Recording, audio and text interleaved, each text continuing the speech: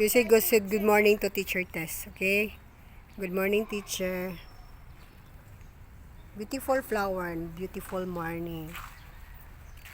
Not so init kayo nga morning. Nindot kita naon ang flowers do. A flower. Don't disturb the teacher. Beautiful flower and beautiful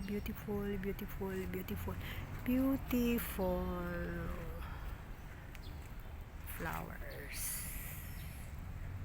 Nindot yun ang flowers by morning. Then here, here, here, here, here, here, here, here, here. Oh.